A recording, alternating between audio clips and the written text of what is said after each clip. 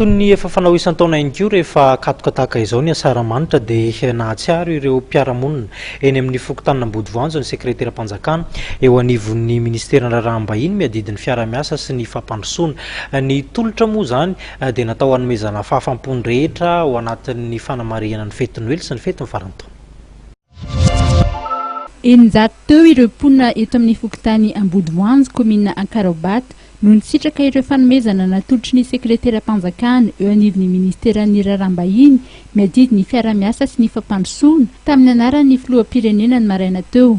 Hatramin'ny taona 2014 izay nipetrahana teny an-toerana dia mahatsiaro ireo mpiara-monina aminy Andriamatoa Bara Emmanuel Rafatrolazam-bady rehefa vanim-potoanan'ny fety toy izao. Nohon' izao fahatratrarantsika, fiandrandratsika ny krismasy hoavy rapitsoanina tsy ngafakapitro dia amin'ny anaran'izy mivady no anolorana mivady izay tsy iza avanareo, zokinareo, anadainareo, ravavinareo, mpiara-monina aminareo ato amin'ny fokontany Ambodivoanjo dia amin'ny anarany manolotra an'izao zavatra kely izay voatsirambon'ny tanana, vary, menaka, siramamy ho an'ny lehibe ary bonbon ho an'ny ankizy.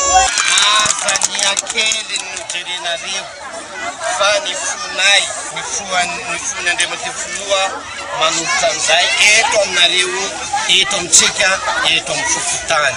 Ny lehibe ny fokontany no nisolo-tena ny vahoaka teny an-toerana nandray fitenenana. Ny minisitra mivady isika ary izy dia isa-taona dia mahatsiaro antsika fokon'olona eto Ambodivoanjo dia manome izao zavatra izao.